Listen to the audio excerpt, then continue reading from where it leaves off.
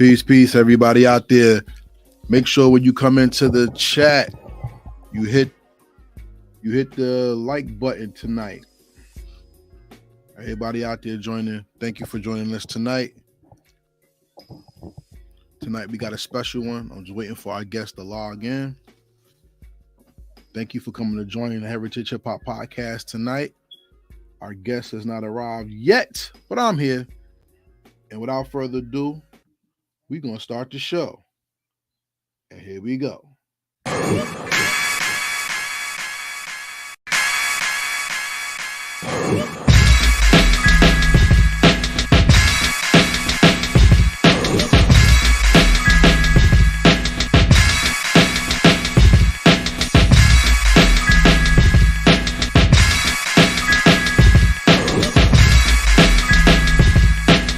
let it be written. So let it be done.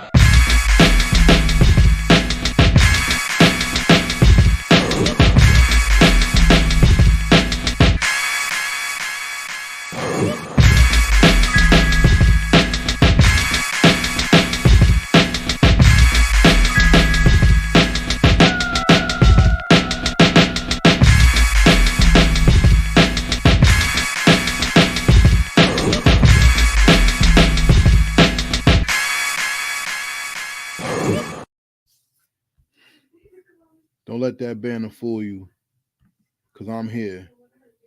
Shout out to everybody on the check-in. Ta-da! I'm here. Welcome back to the Heritage Hip Hop Podcast. This is Karev of Heritage Hip Hop saying thank you for joining me tonight. Tonight we have a special guest. I'm just waiting for him to log in. It's West Coast, so maybe the time is a little bugged out for them. 8 o'clock here, 6 o'clock over there. But nevertheless, we here. Thank you for listening to the Heritage Hip Hop Podcast. Please, to support this podcast, all I ask is that you hit that subscribe button, hit that like button, comment, and share the video. Make sure you share with everybody this video and this broadcast as we represent the heritage of hip-hop, which is hip-hop culture. We introduce you to your future favorite artists today while not only giving crowns to those who help build this culture, we also introduce you to the fresh faces and people who are making this culture great. You see what I'm saying? New people who are coming, especially with Jersey. We need that because Jersey is 30 years in the past all the time. And we need to hear some of these new people and see some of these new people who are making their ways to the culture. You know what I'm saying? Salute. What's going on? Peace. See, I got people here already. Make sure y'all hit that like button so I can hit this algorithm. You know what I mean? But tonight, the guest that's supposed to come on, we were just waiting for him. The guest that's supposed to come on hails from the West Coast. Shout out to my brother right here. Got a new project out, Notes 82. We need to get him on here real soon. But the guest that I have tonight is an artist that comes from the West Coast. He has a new single out right now on BT called Can't Knock the Hustle featuring Rick Ross. You know, the boss. You know what I'm saying? And we wanted to get him on here to talk about not only his brand, but how he built his brand, especially from a city that's not really known for music. You see what I'm saying? So we just waiting for him. So I guess while we're waiting for him, we'll just plug away some of the other things going on in hip hop today. Today, if you didn't know, Notes 82 dropped his new project called Watch the View 2 Volume 1, which is an EP series. That EP series is going to take you through his life in a way where not only you get to hear his music, but you get an understanding of who he is as a man. Sorry for all the noise in the background. But that's out right now. Notes 82 is doing some serious numbers as we speak with the new project. He has a song called Martin and Malcolm, which I would love for everybody to check out. I guarantee you it's going to be a great one. The Heritage Hip Hop Awards are going to be coming up in August, and we've already hit the 6-month mark. So some of the albums that we've had, I want to highlight that are in the 6-month category for Heritage Hip Hop is Stress, From Me to You, The Bad Seed, A Better Version of Myself. We have Timeless by Reaching Nova. And that's just 3 projects. The rest you have to come back and see. But without further ado, ladies and gentlemen, we have our guest in the building. What's going on? Introduce yourself to the people. What's good, family? It's none other than your man Richie Evans, man. How you doing, family? Oh, it's a pleasure to get to talk to you. I'm doing good. We holding on with two hands over here. Man, that's all we can ask for at this point. You know what I mean? Pretty much. I gotta ask you something before we start the interview. All right. You the world famous Richie Lope? No, nah. Okay. Okay. Because I would have took this interview on a whole nother direction. I give you respect if you are. You know what I'm saying? Yeah. So ladies and gentlemen, like I said, without further ado, here's our guest, Richie Evans. And I don't know if you're used to heritage hip hop. This is not the type of podcast where I ask a lot of the stupid questions that people ask, like, what's your favorite color? What's your top five? Right. I don't care about that. Right. The purpose of my interview is to connect the people to you so they have an understanding of who you are and want to find your music, not just stream your music. Absolutely. I want them to purchase your music. Absolutely. So let's start from the beginning. Bet. You're from Phoenix, Arizona. So I was born in Philly, and then I was raised in Phoenix, Arizona. Yeah. That explains a lot when it comes to certain directions that you take and how you flow, even though you have another influence. So let's talk about that. Yeah. For me, man, like I said, starting out early on, man, I definitely was just a fan of the craft and the music. You know what I'm saying? I kind of call it the game syndrome. You know what I'm saying? And what I mean by that is, I kind of got that tone and that influence where, I still get that love and respect from back east, but I also can come home out west and not skip a beat. You know what I mean? Yes, I do. What I like about your music is that it's musical. Yeah. Not just rap. Absolutely. Why is the ear the first important instrument that makes a hip hop song good in your opinion? For me, you know what I'm saying, the ear is probably the most important piece of this whole thing besides your engineer. But, I feel like that's where you get your feeling. That's where you get your emotion from. You know what I'm saying? I think that, for me, man, music is definitely, connected to me on a spiritual level. You know what I'm saying? I think that any artist or, any, musician, has that type of connection. So definitely, to have an ear for things that are a little bit more in tune and a little bit more deeper than just the surface. You know what I mean? I think that that's the most important thing. And that's how you get some of the finest music that, starts to come out, you know what I mean, from these particular artists. See, the thing about when it comes to music is people sleep on the integrity of your spirit. Absolutely. Because people sell their soul to make a song. Absolutely. And, it's crazy that you say that, because I was saying the other day, I just dropped my, like I said, EP called Highly Favored. You know what I'm saying? And it's great release. Thank you. Appreciate that. I was going to say it's definitely connecting with, a lot of people, you know what I mean? On many, many different levels. And somebody asked me, they was like, man, you sound confident, you sound clean, you sound direct. Like everything is just arranged and put together well. What do you think is different from some of your, earlier releases to where you are now? And I said, actually, man, right now I'm walking in my purpose. You know what I mean? Like I said, right now I'm in tune, you know what I'm saying, with myself. I'm more in tune, you know what I mean, spiritually, emotionally, you know what I'm saying, a little bit more direct than just, like I said, doing the surface level shit and just making music for, the fad at that time, or, you know what I'm saying? So no, I definitely feel what you was just saying about that, for sure. You know what's deep? Doing some history on you. Yeah. Shout out to your team. You came out under the influence of the game, right? But you are inspired by Nas, Fab, and Ice Cube as well. Absolutely. Now those are 4 different MCs. Right. What did you take from each one to help make the gumbo that came out to be you and your style?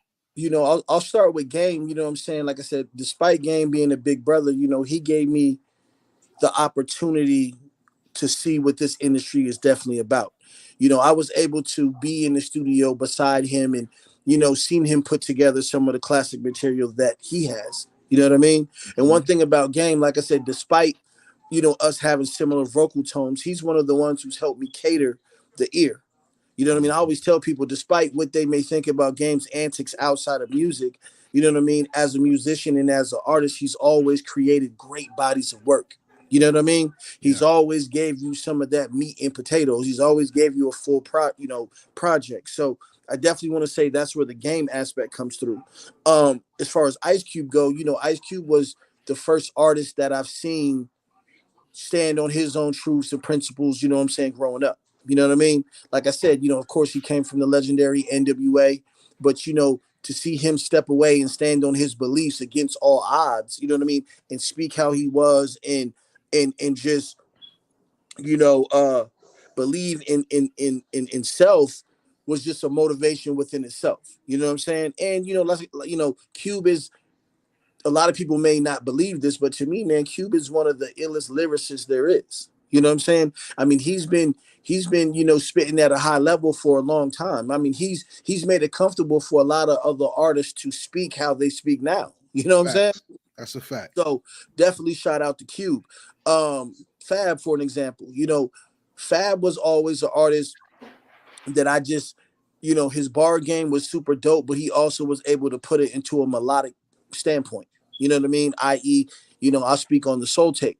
You know what I'm saying? Fab definitely had a great collection dealing with that soul tape. You know what I mean? And his aura and his energy, you know what I'm saying? And when I mean aura, is just like I said, the way he carries himself. You know what I'm saying? From the beginning of his existence in this hip hop, Fab was always one of them cool dudes. You know what I'm saying? I mean, he'll bar you to death and give you great product, but he also was, you know what I'm saying, cool and marketable to women or marketable to the masses. You know what I'm saying? So also that's why I also shoot out Fab, and then for Godson, I mean, he was just somebody that I just ultimately felt had the full package musically. You know what I mean? I think that he was able to speak his truth. You know what I'm saying? I think that he puts great bodies of work together. Of course, his pen is phenomenal, but he was able to connect his music not just to niggas from the hood, but also to the masses worldwide. You know what I mean? He was able to cross, different type of genres and borders to get to where he is. So, if you take each of them and put them in a pot and sprinkle a little bit of my sauce on it, that's what you get. Richie Evans. And I love how you put that together, because when I was reading and doing my homework on you, when I saw Phoenix, Arizona, Right. the red flags for me went up totally. Absolutely. Because Phoenix, Arizona is one of the most anti-hip hop places in the Absolutely. history of Yeah. hip hop that people probably don't understand. Like, for instance, let's take my glasses off for this one. We're gonna get deep. Like, for this one, if anybody remembers when Public Enemy was fighting with Sister Soldier for the acknowledgement of the Dr. Martin Luther King holiday, Arizona was so stark against it that they actually made a song about it where they actually killed the senator who represented Arizona. It's called By the Time I Get to Arizona. Right. And when you think of Arizona, you think of like Mexicans or something. Absolutely. You think about the Heat, of course. You think about the Phoenix Suns. Yep. What else is out there? Let's just say it's not very hip hop friendly. Absolutely. So when you brought that up, when it was brought up to my attention that that's the territory you were claiming, I was like, wow, he's going to be one of very few absolutely that will wave that flag. Tell me about coming out of that land, representing that land, and waving that flag with that land starkly against what you represent. It's crazy because I say this all the time, man. Phoenix is not like in New York, it's not like in LA, it's not like in Chicago. We definitely don't have the infrastructure or have the full culture as some of those other cities and states have. You know what I'm saying? So, for me, it's automatically going against the grain. You know what I mean? Like I said, I'm definitely, one of a few who's out here standing on what he believes and pushing his line and trying to create not even just national attention, but also national respect. As you just said, you know what I mean? At the end of the day, Arizona's not really looked upon privy, you know what I'm saying, on a national level of hip hop music or, anything, dealing with African American, you know what I'm saying, culture. You know what I'm saying? So definitely, you know what I mean, my back is against the wall, but I think that I go back to the Ice Cube thing, you know what I'm saying, being Cube was real enough to stand enough for his beliefs. I feel like I had to take a page out of his book. You know what I mean? Somebody has to stand and open up the doors and really, level the playing field. You know what I mean? And for myself, I've been doing a pretty good job of it thus far, man. I've been able to get a few mainstream artists that I've, rubbed shoulders with and do, dealt some music with to come and really try to take them to, I don't want to say the trenches, but the trenches to where we, come from and build and mold to really show that there's more out here than what some of these people expect. You know what I'm saying? Yeah, we got a chime in from a guest, somebody watching the show. Shout out to C&D. He said, I lived in Arizona for 5 years. And Arizona isn't hip hop friendly, but it's coming along. Battle Yeah. rapper Rum Nitty is from Phoenix, Arizona. Absolutely. Yeah. Shout out, like again, just like I was saying, there's only a few people out here who's really pushing a line on a national level. And shout out to Rum Nitty. He's definitely one of them. You know what I'm saying? Like I said, Rum be out here in the trenches doing his job and doing his due diligence to try to bring some light and try to bring some national attention, to where we come from. I think he had, if I'm not mistaken, I think he brought Drake out here one time, for the battle rap thing, try to do that. Of course, I brought Ross out here, Game out here, a couple other, people that I deal with, Nas, I had an opportunity to meet him in Phoenix. So, I know we definitely try to put our best foot forward, man, to gain momentum and gain the support that we need from the people around to help get us to where we got to go. And I want to salute you for that, because knowing that struggle. Yeah. Like, look, I'm from Jersey, so Right. being at New York's right there, Right. the overshadow is very hard. It's tough, right? Super tough. And then being from a land that's a part of the West Coast, but not really talked about like it's West Coast, right? That shadow can harm you as well. Yeah, no, definitely. So I want to give you respect, because from coming out being mentored by Game, to separating yourself and then establishing your own lane. Absolutely. You got to get a lot of respect for that. I salute you for that there. I appreciate you, baby, for sure. So tell me about how you carved your lane and where it took you and how it helped to build even more confidence as you went on this musical journey. Carving out the lane was just, like I said, man, a big thing was trying to gain respect for where I come from, and also trying to build resources and what's the word? Resources and partners, to help come and make it a little bit more easier for what we need, to do. You know what I mean? And it's definitely taking its time, but it's after Super Bowl, I think that we're really starting to really get to where we need to go. You know what I mean? Super Bowl was in Phoenix, a couple weeks ago. Everybody, of who was out here, a lot of national attention. We just got the KD trade, shout out to KD. The Suns is rolling. Of course, the Arizona Cardinals is in the news for different types of things. So, we're definitely starting to get the attention and national respect that we need. We just got to continue to keep pressing the line, man, and get it to exactly where it needs to be. And hopefully within that particular process, artists like myself, shout out to Rum Nitty and a few other artists, continue to do what we need to do to get some of these accolades, man, to really bring back to the city, man, to really show that we something to deal with. I love that. And shout out to the Suns for getting KD, because I hate the Nets. So let's continue on though. But you've put out music that actually got co-signed by the teams, the Suns and the Cardinals. Yeah, the Suns, the Cardinals, and I know we got a meeting with the the Arizona Coyotes, actually, the ice hockey. You know what I mean? Hockey. So they I think that's happening because, one, the force and the importance of hip hop. You know what I'm saying? Like how big it is. You know what I mean? You got Cardi B and Offset, got McDonald's, you got Ross at Wingstop. So I think from a corporate and an executive standpoint, of course, hip hop is really driving that. But to see somebody from their own, stand next to these type of people and, create high caliber of music and really, laying a foundation and pushing the line, I think that they're really starting to get comfortable enough to want to start doing more things in that lane. You know what I mean? And you have been making your own lanes with vitamin water? Yeah. Talk Vitamin. about that and talk about how coupling your music with something tangible helps Absolutely. make your brand more um it makes it more acceptable by the public. Talk It about makes it that. more. It makes it more credible. You know what I'm saying? Yeah, vitamin water. You know, like I definitely got to give a shout out to vitamin water because they was doing this thing, going to I don't know if they was going to all 50 states, but they definitely was moving and shaking, trying to find the next talent. You know what I'm saying, in those particular markets, and just giving them, you know, an opportunity, you know what I'm saying, to perform, do the commercials, and, you know, either if their business was on point, get a sponsor or endorsement situation. You know, when they came and I asked them to let me take them around to really show them what we had out here. You know what I mean? I'm big on trying to, you know, I'd rather show you better than I can tell you type situation. You know, so they definitely agreed to it, man. And once we got done, I definitely was like, yo, you know, they was like, yo, let's do a sponsorship deal. You know what I mean? We ended up locking in a 2-year sponsorship deal.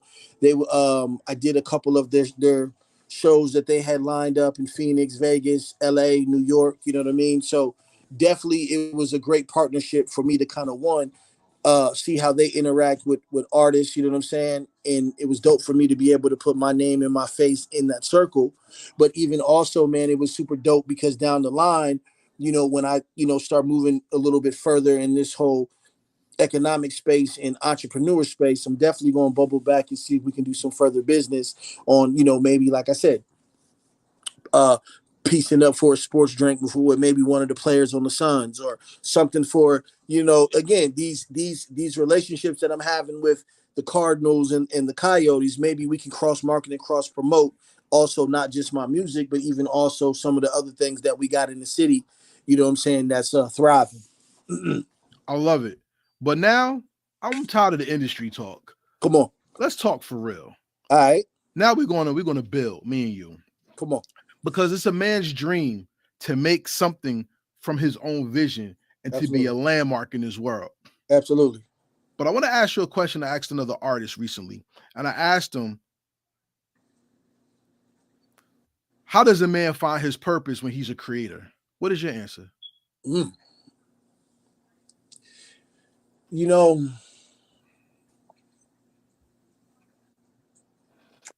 how a man finds his purpose as a creator. Mm-hmm. You know, I kind of got to take this from Ross. You ready? Mm-hmm. Mm-hmm. And that's how many people you bless during that journey. Mm. You know what I mean? How many people can you know what I'm saying? I don't want to say push through, but you know, how many people you know, help arrange and help put in better spaces. You know what I'm saying? Mm-hmm. And better situations. I say it all the time. You know, my biggest goal on this whole particular journey out here is bigger than me. You know what I Mm. mean? I mean, I could easily just, you know, stick to myself and, you know, connect with these artists and do everything for me, but it's bigger. You know what I mean? Like I said, you know, my purpose is to lead, but it's also to give. You know what I'm Mm. saying? Because somebody had to give me an opportunity, it's only right that I do the same and some. I agree. But see, that's the point where the industry kind of makes me angry because the heart of a man is not only in his desire Huh. to create, it's also in his desire to stand strong for others and solve Absolutely. problems. Absolutely. But whenever you look at the music industry, you always see people with real legit talent fight for loyalty, and the game is very dishonest and disloyal. Absolutely. What does loyalty mean for you, and how have you seen loyalty be made and taken away to the industry so far? You know, I look at that. I mean, like I said, you know, I definitely live by that. You know what I mean? Um, you know what I'm saying? The industry is not for everybody. You know what I mean? And I'll be honest, for myself, you know what I mean? I'm in the industry, but I stay surrounded by a short team of individuals that I know who believe and love in me and entrust in me.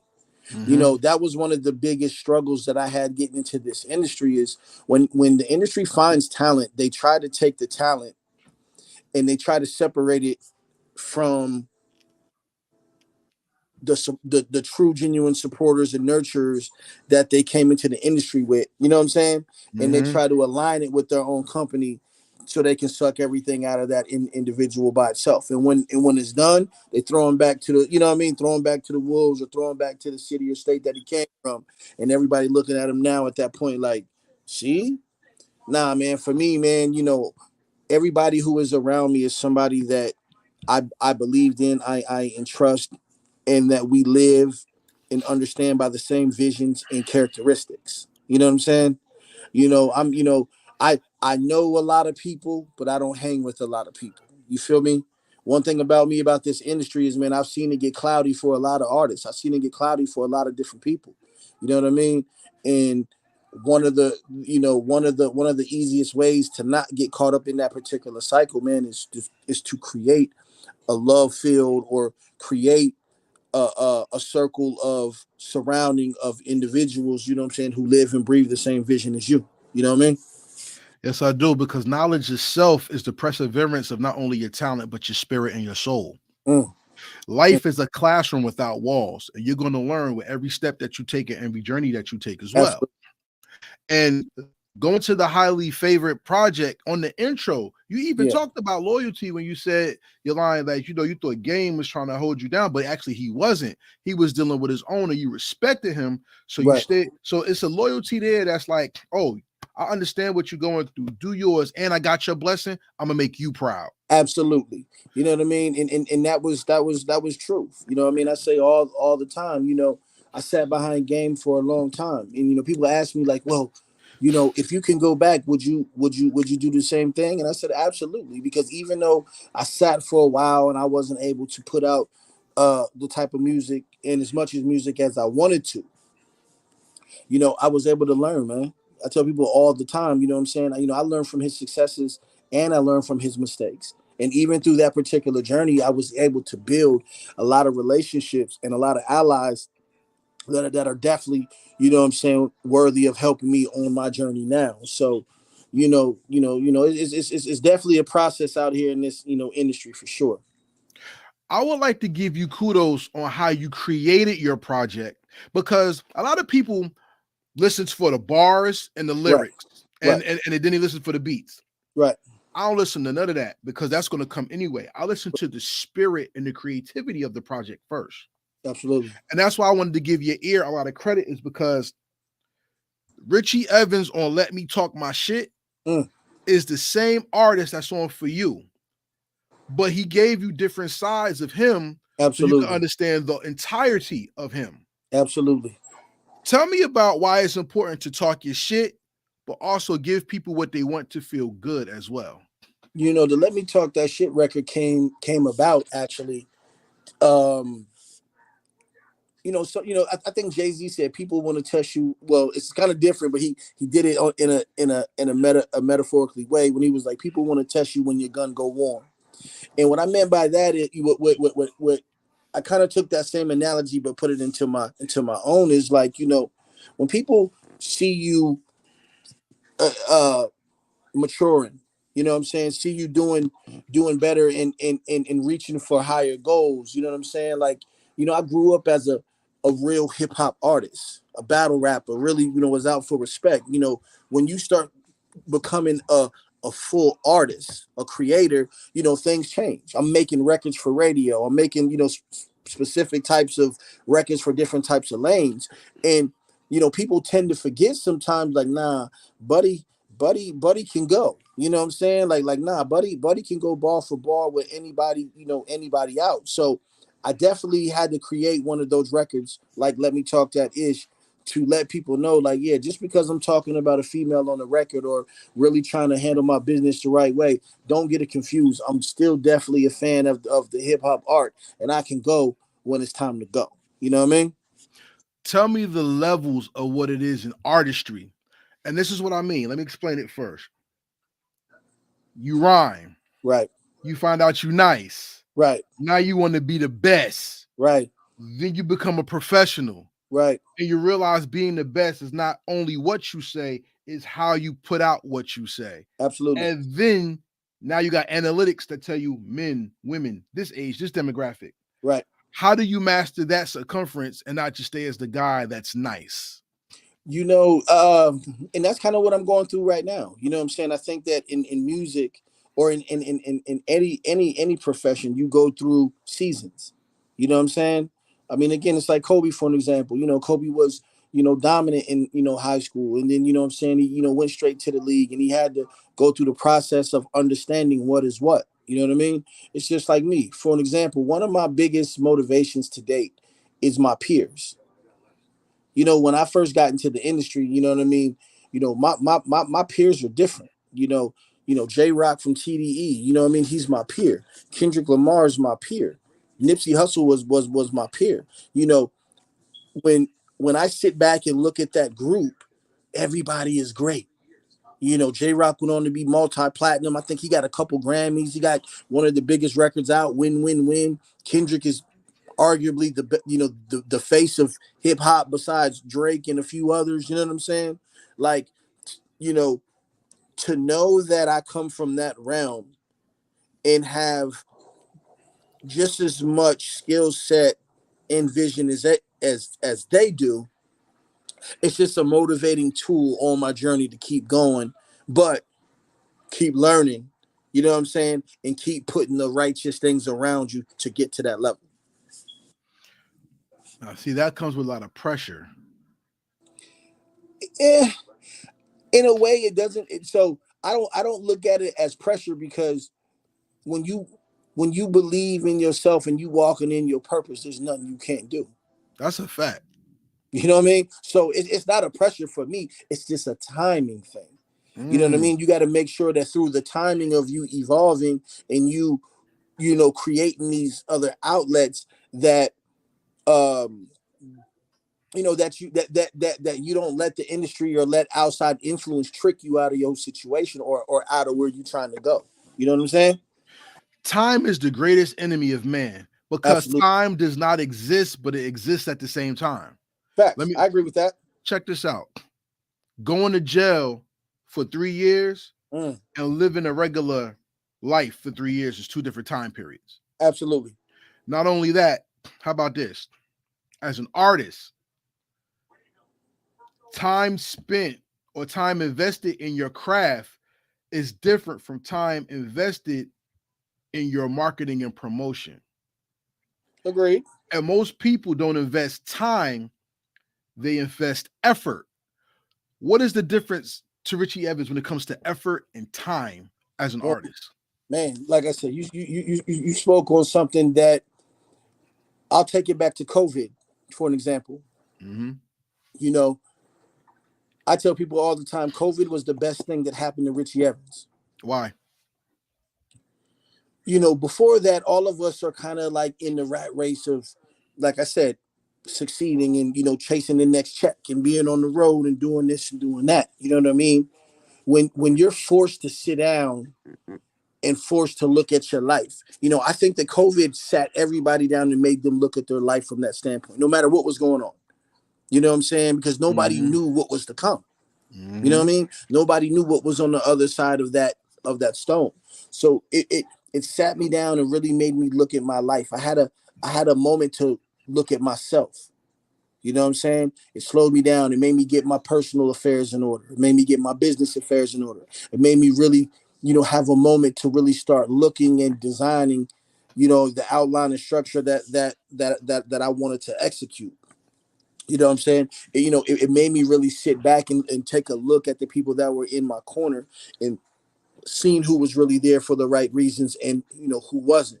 COVID gave me a moment, like I said, to really walk in my purpose. I was able to align myself and make the necessary adjustments that I needed to continue on this journey to execute in the right way. You know what I mean? So for me, it definitely was a self-reflection, and it was a self recharging, you know what I'm saying, to all the stuff that I had coming after that. So COVID led you to the Rick Ross record. COVID led you to the Yep. highly favorite record. Yeah. COVID led you to understanding that your ear and your pen is the most important things outside of your experience. What it did was it helped me fine tune it. Like I said, it helped me recognize those things a little bit. Like I said, we're usually chasing a check, going city to city, doing this, doing that. It gave me a moment to reflect and look and outline everything that I had on the table. You know what I'm saying? And like I said, it slowed me down purposely to be like, you know what? Let me really get in tune with myself, and let me see how I can make some of these, particular unknowns or things that need to be changed, you know what I'm saying, to the right way. And that's what I did. And again, I think that was one of the reasons why, the EP is so intimate and so well put together and perceived that way, because I had the time, the patience, and the understanding to do it. I was talking to some of my people, shout out some Hip Hop Heroes podcast. They're out there. And I asked them before this interview, and we even got to this point, I said, yeah, I've heard of Richie Evans. What do y'all think about him? They was like, oh yeah, I heard about him. Yeah, he making noise. And one thing I like about me being able to ask people in the end, because like I said, I didn't even know he was having this interview. I did that way before this. You know what I'm saying? Yeah. And the dope part about that is in having that conversation, it proved to me that if an artist can represent his homeland and they represent and speak highly of you and your homeland, you got something. Absolutely. Here's a question I want to ask you. Shout out to my man Left Guns on here. Yo, great artist. And you know what? He kind of is going to inspire this question for you. Okay. When an artist has a name, he is respected. When an artist's name is respected, he builds a legacy. Okay. An artist's legacy teaches others based on their example. Absolutely. What was the most important lesson you learned about yourself to start your legacy, not just have one?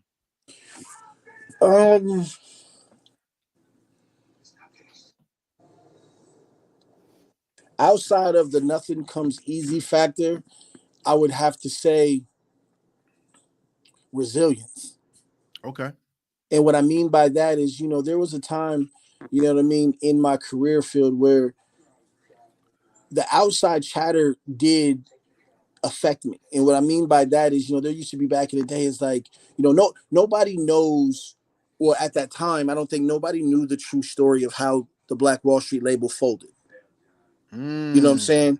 So it was such a big deal being signed the game, and you know what I mean? Like, oh, we finally got one out here. But then, like I said, when the beef and the dynamic between him and 50 and then the label folded, everybody looks at it from an artist standpoint of like, well, maybe he didn't cut it because he didn't, create the records that was needed, or maybe, you know what I'm saying? It's always on the artist aspect of, or maybe he wasn't good enough, or, what is this, what is that? But people, tend to forget that this is still the music business, and there was some business between two honchos that just didn't work out that affects everybody else. But at that particular time, man, I heard everything up under the sun.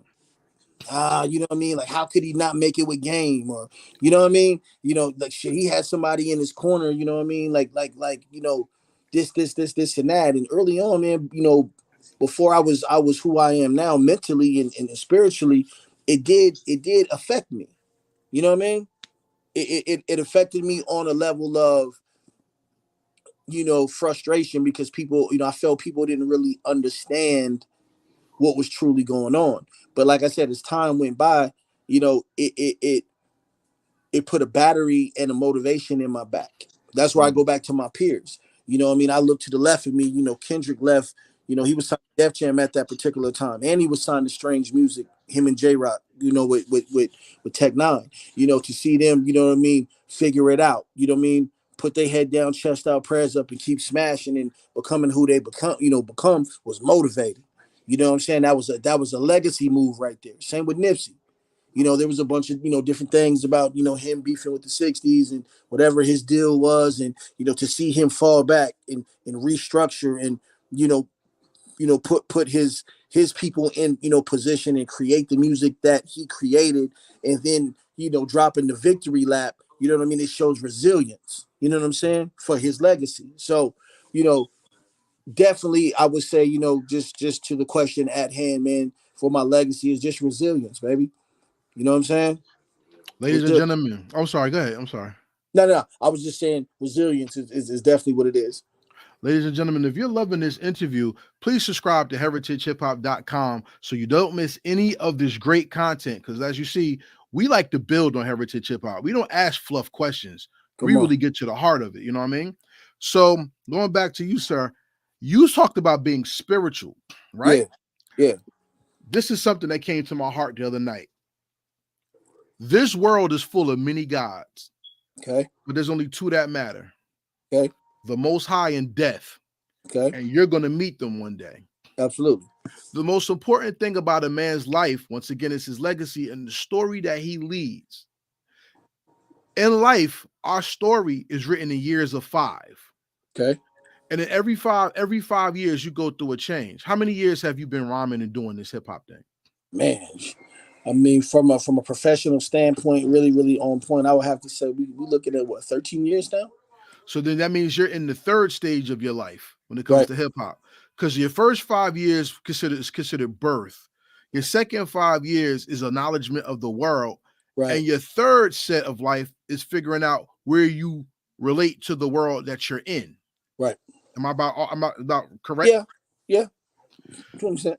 In understanding the spirit, the most important part of growth when it comes to the spirit is refinement and alignment. Facts. You align yourself with loyalty. How do you refine your loyalty so that it grows into something higher spiritually in the music industry?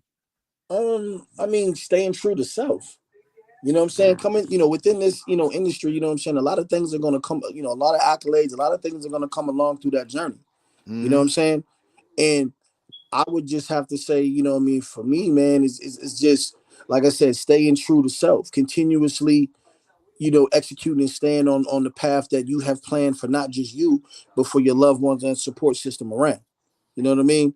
I've seen a lot of people, or seen a lot of, crews, outside looking in, you know what I mean? Like I said, they put their blueprint together, they plan, they execute, the Migos, for an example. You know what I'm saying? Rest in peace, take off. Rest in peace. You know what I'm saying? I mean, but there's a time when respect, character, and love outweighs, industry shenanigans. You know what I'm saying? Right. My respect and my respect and my purpose as a man, you know what I'm saying, outweighs me fighting with my partner, you know what I'm saying, over, something that's going to divide our union. You know what I mean? Gotcha. And I think that a lot of people in this industry get that fucked up.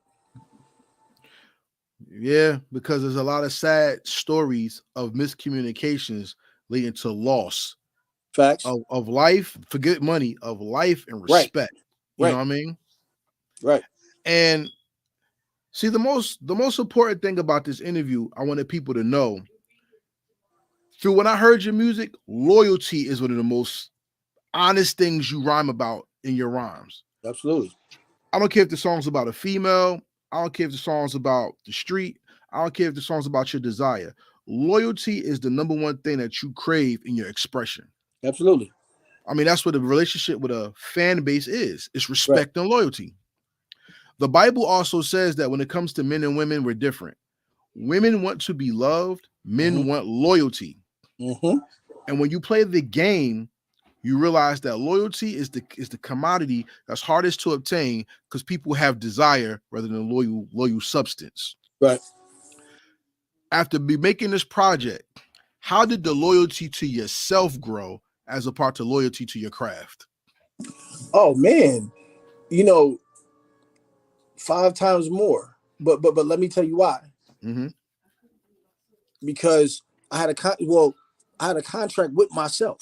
You know what I'm saying? Nice. Like when I'm gonna start out to do this, we gotta see this through. No matter how rough it get, no matter what comes on the table, we gotta stand for something. So to have the EP roll out the way that it did, to have it come together the way that it did, how it's resonating, you know what I'm saying, with people, you know what I mean? Basically, you know what I'm saying, puts an extra motivation and battery in my back to be like, when you walk in your purpose and you execute and do what you say that you was going to do and keep your character and in integrity intact, shit like this happens. You know what I mean? So for me, it definitely, you know what I'm saying, is a nailing point to continue to stay on this path and this journey, you know what I mean, to execute to what we got coming next. See, when it comes to hip hop, like I said, hip hop is very top heavy, Right? but it's very bottom driven. That's real. Like in the 90s, there was a prophecy that was told that said that real hip hop would go underground and you would have to fight the machine to really hear what's real instead of what they give you. Today, we see that prophecy come true. The radio's dead. Yeah. Podcasting has become the outlet of I hate to say it this way, but this is what has been told. The podcast is the outlet of the washed up rapper, right? Streaming services have made music really easily accessible to the point that it's been devalued. Yeah, facts. How do you keep the value of your product high when people devalue the culture when it consumes it? What do you say? You know, I had this conversation a few days ago where got some praise from it, got some, you know, some backlash from it. Is, you know, I'm a person, man, I have a different mindset with that. You know what I mean? I believe in order for an artist to really keep his artistry at a high level, you know what I'm saying, or in a space of respectability, I feel that scale it back a little bit. For me, you know what I'm saying, I dropped a six disc EP, short, sweet, but effective. But it also, for the people who are true Richie Evans fans or supporters, or, you know, new, you know, supporter fans, they want more, you know what I'm saying, of what I'm doing. And, you know, there's many different ways, you know, I'm a turn it into, thinking about turning it maybe into an NFT, or maybe having limited edition records and remixes and things like that. You know what I mean? Like I said, not overly saturating the market, but making sure that the product is quality enough to sustain with everything that's out. You know what I'm saying? I think that that's how, you know, the like Nas, for an example. I think that he did a great job how he was dropping the King Disease. Okay. I think that, you know, he didn't overly, you know, back to back kill niggas, gave it time, let it breathe, put, you know, 8 to 10 tracks on it, you know what I mean? 3 videos, marketed it kind of, you know, midway, gave them something to feed off of until we got to the next, instead of dropping every Friday, dropping every 30 days, or dropping this, and that. I get it. You know, we all want numbers. We all want to, you know, break the algorithm, or however that works. You know what I'm saying? But I also believe, you know what I mean, that's how you lose your quan. You know, I think that one thing about me and some of the people that I respect, you know what I'm saying, mystique is very important. Very important. Jay-Z said that you find value in scarcity. Factuals. Rakim said that as well. Factuals. You know what I mean? And now I want to ask you this. Yeah. Because you talked about being a peer. Yeah. You have songs with J-Rock of TDE. Yeah. You have a smash single with Rick Ross. Right. Can't Knock the Hustle. Right. You did a song with Mano. Right. Who, whether you look at him as a hip hopper or which he is, he's a rapper, MC, and he's also has a TV presence. Yeah. You being connected with that elevates you in a way where people who are fighting for attention are going at it in a way where you're only attaining the attention of their block and not the attention of the world. Absolutely. What is the ultimate breakthrough, in your opinion, to not only get the world's attention, the hood's attention, but to get the world attention as well? You know, it's crazy because I feel like the EP has set me up for the hood attention as well as a little further. You know what I'm saying? It's the respect project. I feel like any nigga who hear it gotta respect it. Like, you know what?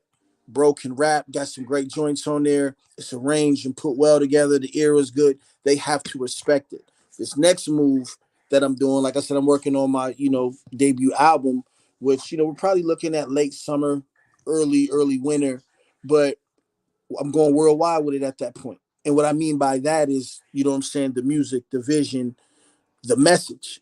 You know what I'm saying?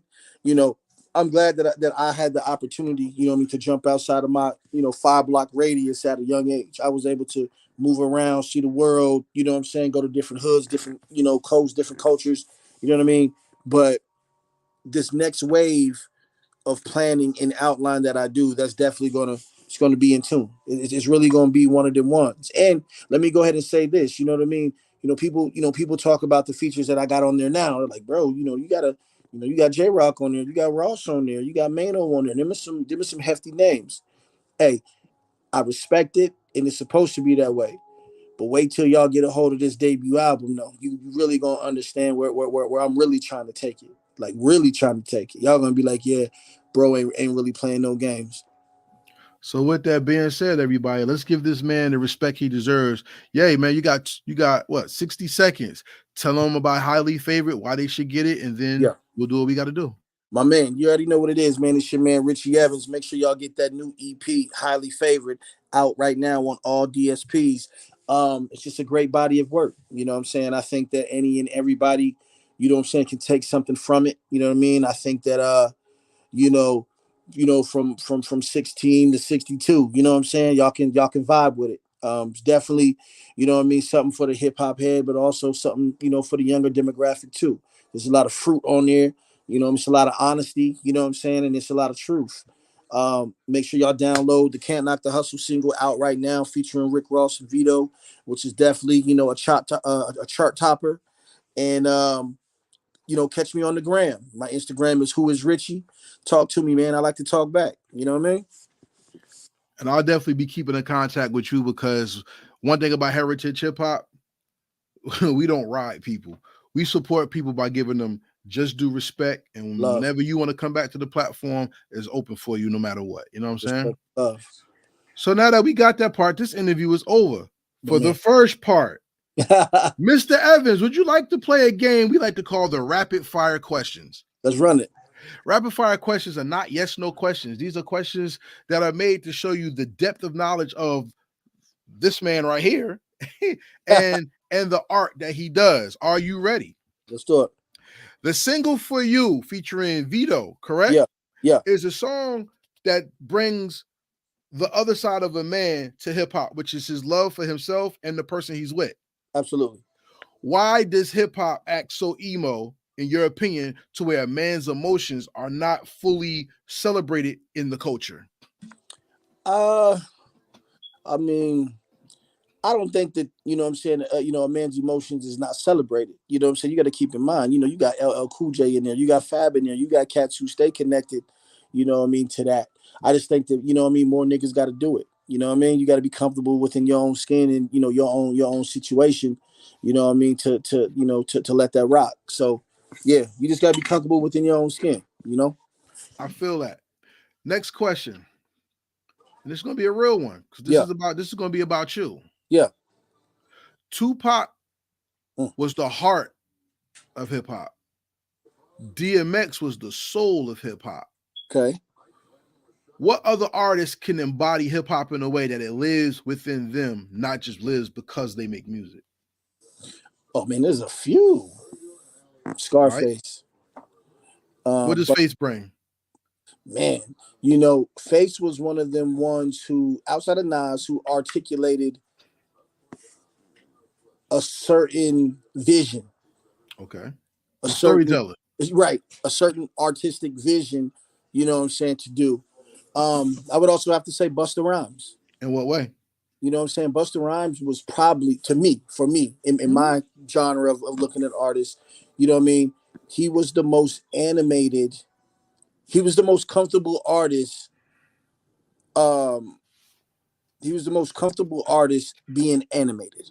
You know what I'm saying? Busta was one of those, like I said, I come from the era of understanding, looking at Ice Cube and looking at Nas and, you know what I'm saying, cool nigga energy. Busta was the first person that I've seen turn into a character, sort of, in his, you know what I'm saying, in his artistry. You know what I'm saying, from videos to stuff like that. So I would definitely have to say Busta as well. Okay. You know what I mean? Do you frequent the East Coast? Good. I mean, like You're growing up in hip hop. Did you Right. frequent the East Coast and West Coast equally, or did you stay on one coast longer than the other one? No, so like I said, I was born in Philly. I ended up moving to the West. Of course, I would go back home to see my grandparents and aunts and things like that. But you know, I was a fan of both. Like I said, man, I was a Nas fan, but I also was, an Ice Cube and Game fan. You know what I mean? Okay, so now I'm gonna ask you two questions. Yeah. When you think about Philly and hip hop, Right. Philly has probably like 2 or 3 eras. Okay. Will Smith. Right. You have that middle era where it's Yeah. like Major Figures. no. I mean before them. You had that middle era, which was like, let's take it back. Steady B and them was the originators of Yeah, that was before. Schoolie D. Then you had Will Smith, and then you had that long period where Philly was just known for rhyming, and Right. then you had Benny Siegel. Right. So my question to you as a hip hop fan, Right. did Benny Siegel's album The Truth do for Philly what Nas's Illmatic do for Queens, New York, in your opinion? Absolutely. In what way? Absolutely. Because at that time, you know what I mean, there was a few other artists, of course, Gilly, you know what I'm saying, Dutch and Spade, Major Figures, you know what I'm saying. There were some other people that I was like, oh, yo, they really rocking. But I think that having that Rockefeller stamp, as well as bringing a record to the table like he did, it embodied what Philly was at that moment. Mm-hmm. You know what I'm saying? I think that he at that moment, he delivered a vivid description of what Philly was about at that moment. And to do that and have the co-sign from one of the biggest names out, as in Jay, and being signed to the Rock, that put Philly in a whole different type of category, brother. You know what I'm saying? A whole different type of category. Now, outside of that, because that's Yeah. the East Coast, let's talk about the West. Yeah. The West Coast is dominated by the NWA imprint. Absolutely. There's barely anybody who made it without that type of approval. Yep. To the East Coast mind, who stamped the West Coast outside of Dre to you that influenced you or influences hip hop today that people besides you, because you hot in the game, what other sound defined the West Coast that was not Dr. Dre or birthed from the NWA tree, I should say? I would have to say 1500 to Nothing, which is a production team out there. They produced Victory Lap for Nip. You know what I'm saying? Of course, they had a bunch of production on, Snoop's album, Game's album, but I would say 1500 to Nothing for sure. Nipsey for sure. I mean, I want to say J Rock and TDE, you know what I'm saying, because they own Stamp, but they kind of came up under that umbrella too. You know what I'm saying? Mm-hmm. You know what I mean? So I mean, I definitely would just have to say, Nip for sure, 1500 to Nothing. Shout out to my man, Mars and Rants. But yeah, I would say them too, because even though people weren't directly under the NWA imprint, there was a lot of people indirectly and directly connected to the Dre tree. Facts. Which is, you know what I mean? Gang, Dre tree, Kendrick, Dre tree. You know what I'm saying? Snoop, Dre tree, Crooked Eye, Dre tree, like, just a bunch of different things. So yeah, I would just have to say Nipsey, and I would have to say 1500 to Nothing. Being from Arizona and claiming West Coast, to me, it's kind of like New Jersey being East Coast, but it's not New York. Nah, listen, so I had this conversation too. Okay. I think that people got to do their history. Arizona's the original Wild West, my nigga. You know what I'm saying? Like, that's the original, Now, granted, LA, you know what I'm saying, made it popular and made it what it is, but on a real true scale, Arizona is the West. Mm-hmm. You know what I mean? Like I said, we're not there. We don't have the infrastructure, but we definitely on our way. So we got a lot of, it's dope to know that a lot of people from LA, respect and partner and help push a lot of the things that we doing out here. So that's definitely love. No, yeah, I agree. If we do the history of Arizona and the West, I mean, people think about the 49ers and the 69ers, you know what I'm saying? People don't know about the camps that was out there that people of brown skin had to create to fight against the people who are trying to take their lands over. Absolutely. Shout out to our ancestors out there, especially. Absolutely. But to take it back to music, what's the most important instrument that you use to hear music? I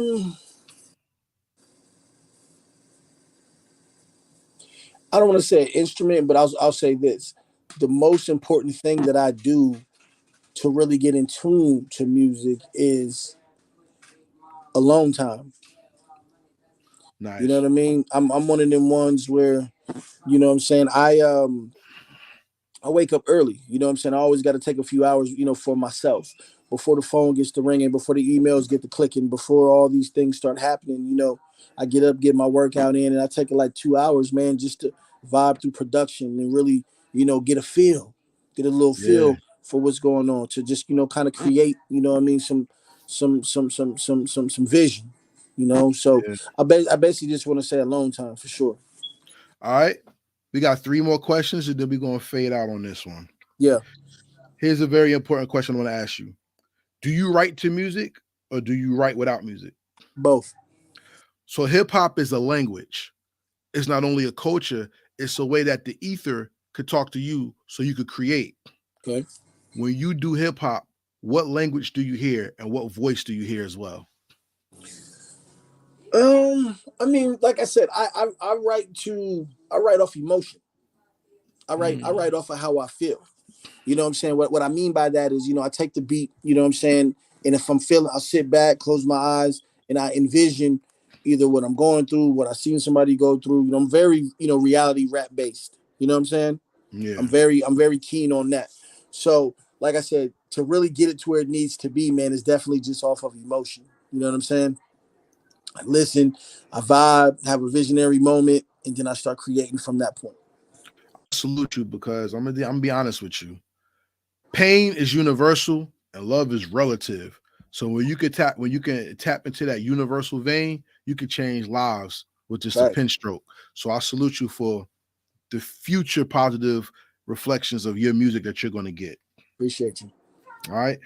My next question is this: what is the responsibility of an MC? Now, before you answer, let me paint the picture. An MC, by definition to KRS-One, says an MC can speak to you about your life, not just rap to you about their life. It's dope. Today's life, we have police brutality. Right. They just found, I don't know if you heard about this, Kazir Allen, I think his name was. This young man was murdered, allegedly, I don't know, but I saw the report by police, and they shot him, had dogs eat his body, and they threw him into a river, and he was found.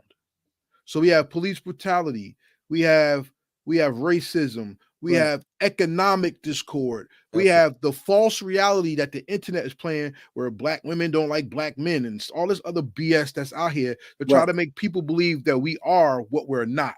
Right. As an MC who's a reporter of the culture and the people in it, what is the responsibility of an MC? How do you fight to live up to it if you believe there is one? I mean, I just feel that, you know what I'm saying? Like, every MC is different. You know what I mean? Like, as I was just, as I was just telling you, I was like, for myself, I'm really based on reality rap. Like I said, I got to say, if I'm sitting there and I'm watching the news and something strike me and my feel how it would feel, I'm going to start, letting it go on the pen. Like I said, I think every artist is definitely different. You know what I mean? For myself, I feel that my role and my responsibility, man, is just to deliver to deliver what I see through my window. You know what I'm saying? Even though that may not be the same as yours, you know what I'm saying? I'm not right, you're not right, I'm not wrong. You know what I'm saying? We just are two individuals who look at life through two different wavelengths. You know what I'm saying? And there's nothing wrong with that, because I think that that's why we have what we have in this music of many different genres and many different outlets of things. You know what I'm saying? But for me, you know what I'm saying, I definitely, deliver the news and deliver the reality. Reality, you know what I'm saying, through the window and through the narrative that I see and that I go through. You know what I'm saying? Salute to you. So before we get to the last question, give everybody your experience. How did you like being on the Heritage Hip Hop Podcast, and would you recommend us to anybody else? Oh man, absolutely. You know what I'm saying? I think that this podcast is super, super dope. Definitely, you know what I'm saying, get you a little bit more in tune of understanding of high level music, you know what I'm saying, as well as life. You know what I'm saying? It definitely puts, music in artistry and MCing into a different perspective. You know what I'm saying? Not just speaking about the music, but speaking about the culture and, things that go on in life in a reality and from a spiritual, standpoint. So anybody, you know what I mean, who needs that food, I would definitely, definitely, you know what I mean, tell them to follow, you know what I'm saying, and support the way. Thank you very much. So we got to the last question. Ladies and gentlemen, thank you for joining us on the Heritage Hip Hop Podcast tonight. I'm trying to get these pointy things down because cameras, but this is Richie Evans, ladies and gentlemen, and this is an artist that I believe you need to check out. His new project, Highly Favored, is out right now. If you're into names, Rick Ross is on there, J-Rock is on there. But if you're into artistry, this is a person that y'all need to check out because he has wordplay and he has loyalty-driven rhymes, which means he's talking to the inner man, not the man that's just listening to the music. Absolutely. So with that being said, we've come to the last question of the interview, which is the last question of the first interview. So when you come back, I have all new questions. So don't expect to hear the same thing. You know what I'm saying? But here's the most important question. 500 years from now, in the Hip Hop Hall of Fame, people are going to come and see Richie Evans' picture. Absolutely. And somebody's going to push a red button and your hologram is going to come out and they're going to talk about your story and they're going to hear your music. Yeah. 500 years from now, what is the legacy you left behind that made the world better because you did hip hop? Man, the wording and the saying is he was that guy. At the end of the day, you know what I'm saying? Richie Evans had a game plan. He had a blueprint. He put his head down, believed in God, and executed everything that he set out to do. And the biggest part of that situation was he left a legacy and a blueprint and an understanding for peers and other people to follow. So that's what you get. Mr. Highly Favored himself, Richie Evans, And with that being said, everybody, make sure you subscribe to heritagehiphop.com. Make sure you follow this gentleman on his platform, who is Richie, on Instagram, and make sure you get the Highly Favored project, because guess what? Heritage Hip Hop does not believe in streaming. We believe in purchasing. And I got mine, and I want you to get yours. And the most important thing about that is, if the internet grid ever goes down, if you're streaming music, you're borrowing it. Own your music. Get what's real. And with real music, it saves lives. So thank you to Mr. Evans for coming on. Thank you for your team. Salute Vic for the interview. And without anything being said, we like to say peace. And we out.